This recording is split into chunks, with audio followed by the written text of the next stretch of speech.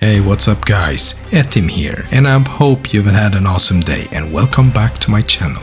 In this video, I'm going to introduce to you guys a new series called Rank Along, where I discuss the character, which buttons I use, which combos I use, what my mentality is when facing different characters as I play along. Warm-up routine, how to counter certain characters, and game plan. The end goal is to get every character to master rank doing most simplest of gameplay and game plan as possible. This will work for beginner levels and intermediate levels. It will vary from rank to rank, which why whenever I rank up, let's say from platinum to diamond, I'm going to start add more stuff into our arsenal. I've also added chapters so you can navigate through this. With that being said, let us begin.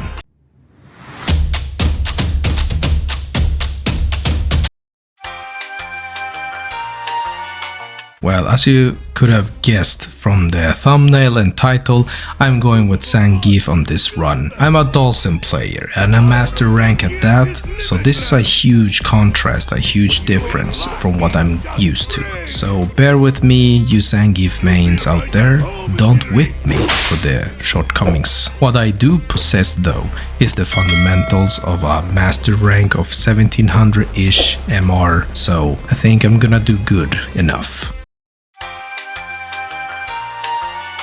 So let's go over the normals I'm gonna use now. I'm at platinum rank right now, but this will apply throughout the whole run. So in the light categories, I'm using my standing light kick, mostly for pokes and whiff punishing.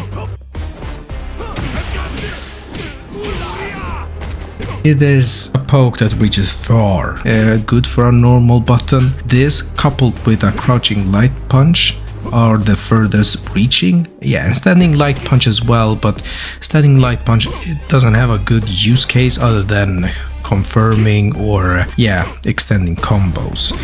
The crouching light kick is your only 4-framer that you're gonna be able to use either way. It's a very fast button and is a good interruption tool if you see someone drive rush at you or dash at you. You just gotta react, and it's a good poke as well. You check them from time to time using that, coupled with any other moves I'm gonna tell you now. Or when they try to come closer, you just have to keep them honest, and blocking of course. The second pair of buttons I'm gonna talk about now is mediums. The best medium button that I can think of out of the bat is the crouching medium kick. It is a very good tool and you can catch people walking back on you, which they will usually do when they're close to you. At max range, if they do happen to block it, if they decide to retaliate, you can whiff punish in some cases. Very good button. Very good in the footsie world. Now, moving along. You have the standing medium kick, mostly used for poke. I mean, I would still go for this crouching one, but standing medium kick is good if you want to vary your pokes a little bit, make your opponent confused or afraid from your buttons. Then you have the standing medium punch. Very good tool, very good pressure tool, very good at counter poking as well. I use it paired with my crouching medium kick if they do decide to do something. If they whiff, medium punch is very good. If you can hit confirm it, you will do a chunk of damage. Then you have the crouching part, the crouching medium punch. I could say this is your best tool for starting a combo. If they do actually whiff and you counter poke them, it leads to nice damage after that. The next pair of buttons I'm gonna talk about is the heavy ones. The heavy ones are more designed to poke really. There are some in the command normals that will go over soon, but in the heavy I use standing heavy punch as is your best reaching poke. Just like any far reaching pokes that you can special cancel from, you have to use it sparingly because it is tribe impactable. So be very mindful when using it. If you do use heavy punch, be mindful because your standing heavy punch is very easily whiff punishable, so don't whiff. don't use it without a care. You can use the charged version as a defensive tool in some cases, like for Ken's Dragon Lash or a Drive Impact. You can use it to counter those, but yeah, it's a very good poke to couple it with crouching medium kick. Then you have the crouching heavy punch. Just forget that button. You have the standing heavy kick, a very good, I would say a very good whiff punishing tool. It reaches far, but it can be ducked, so use it with care if they don't want to whiff punish you. Moving along, you have your classic sweep. It's a very long-reaching tool, very good. At max range, some people can't even do anything against it.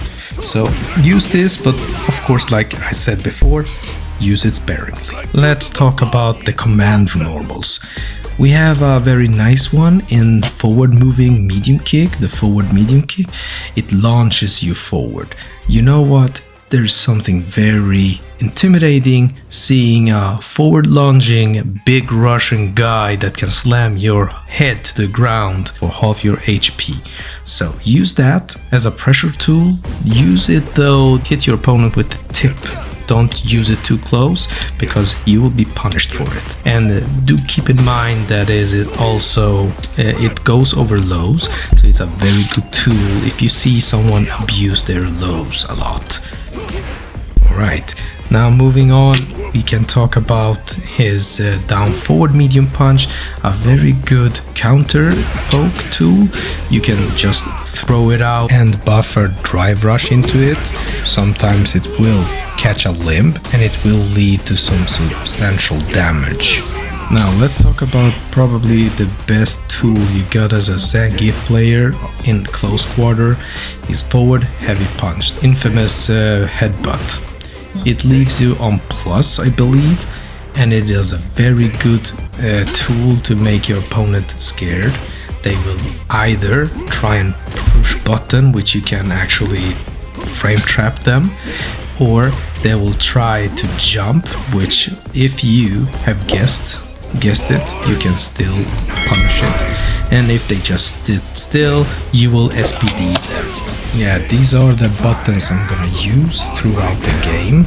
I might add some more gimmicks or other type of movement or other buttons to it, but for now, in this rank, this will suffice. Alright, let's talk game plan and mentality. I'm in Platinum rank after placement matches, but this should work for lower ranks as well. Your game plan is to slowly but surely micro walk. With that I mean you walk slightly and block. React, observe your opponent. What I'm trying to tell you guys is use one of the most fundamental tools in approaching, which is walking. Do not dash, do not drive rush like I said before, do not jump even though you're tempted. I will not be using drive rush. Very minimal use of it, as you will witness in my gameplay section down the road. Once in the corner, your presence alone will make them do something. They will either drive impact, in which, yeah, like I said before, you will respond with either you block, parry, or you use your own drive impact. They might try dashing, which you will check them with your fastest button, which in this case is crouching light kick. Very good button again. And then if you are a little bit more sassy though, you can use crouching medium punch. Same goes for drive rush checking. Check them with crouching light kick or crouching medium punch. Do not use drive impact in the neutral. Neutral means the space where you are both on the ground competing for space, right? When you both engage in pressing buttons or use special. Do not use drive impact with no purpose behind it. It is a bad habit. Keep it simple. That's the goal, remember? Don't be overambitious with your presses. Wait and see what your opponent will do on the following. What will they do after they block your button? Will they 1. Press something in return? See if they retaliate. If they do, you know that you can whiff punish if they do press something. Will they drive reversal out of fear? Yeah, if they do drive reversal, you have enough data to know that you can block it and you can SPD him. Will they drive impact in fear? Will they drive rush out of fear? Will they jump out of fear? Noticing the expression fear I use a lot? Yes, that's what people are. They are afraid against a Zangief close enough to throw buttons. So, same question applies when they get hit with a button. What will they do if they get hit? Will they press something in return? Will they drive impact in fear? Will they drive reversal? Yeah, that's not possible anyway. Will they drive rush? Will they jump? Look at all these signs. Be observant. Okay, so let's talk about this.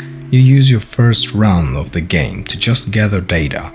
Hit them with different attacks, see how they react. If you do lose your first round, okay, that's still fine, because you have gathered one round of data. You try to apply them in your second round. If you do end up losing the second round as well, still fine. Now you got a whole game or whole set of data. Now, if you can't counter him, but you can just counter one portion of that, then there you go. You make progress. You see, your goal here is to grow, to outplay, not to simply win. Of course, winning is what we want, but gaining something from losing is also a win in my eyes, as it should in yours. Now we're in the combo section. Since I want to keep it simple, I'm not gonna use big combos or resets. So let's start with the light confirms. The crouching light punch into drive rush, into crouching light punch, down forward medium punch and lariat. Then you have the crouching light kick, crouching light punch, into drive rush, into crouching light punch, down forward medium punch, into lariat. If you want a little extension of that, you have the crouching light kick, standing light punch, crouching light punch, drive rush, crouching light punch, down forward medium punch into lariat. As for medium confirms, or confirm in this case, because I'm just gonna use one medium confirm when I do start out, crouching medium punch into drive rush, crouching medium punch, down forward medium punch into lariat. Now let's talk about if you do get in a punish counter drive impact. There are a couple of useful options here. You can do your heavy SPD, that is the easiest confirm, or you can do level 3 super, which is even easier, or if you want to switch sides, you just do Russian suplex. So let's talk about the wall splat scenario. They block or they get hit by a raw drive impact, they got launched into the wall. What do? You do the simple down forward medium punch into a lariat. Alright, let's talk about his anti-air approach. It's quite easy. He has one of the most easiest anti-airs in the game. You just press 2 punches together and the lariat comes out. So you wait for them and you lariat them. That easy. He has his air SPD. If I just can get it on. Let's do it the easy way. Yeah, this is one way to anti-air. And then you have the standing heavy kick. I don't recommend it though, as if they do press a button early, you will get caught. And then you have air to airs. You jump light punch, meet them in the air like this, or you jump medium punch to reset the situation. In special cases, you do have level 1 super. This is the only time he has actually a level 1 super, so use it when you actually can do it. Let's see if I can get it. Come on. Nah, it's hard. Come on. Ah, okay, neutral jump for me. Never mind. What? Anyway, you see how bad this hitbox thing is on this one. Ah, this is hard. Maybe now. Never mind. Gosh, this light. There we go. Third time's the charm. Anyway, there you go. There's his anti-airs. All right, now let's talk about the jump-ins. Very easy. He has light kick, jump in light kick, which is his go-to light approach. If you do jump in on him or your opponent, you can do this into like SPD. And then you have the medium kick, which is your go-to in the medium category, as it reaches downwards the furthest. Very good if you want to start a combo like. And then you have in the heavy categories, you have the jump downward heavy punch. It's a very good jump in tool. As you see, it can even cross up. But that is your most damaging jump in. Yeah, those are your go-to jump-ins. Your light kick also crosses up, by the way. Very good tool. This will conclude this part of the video. In the next part, you will see gameplay and character-specific counters. See you there.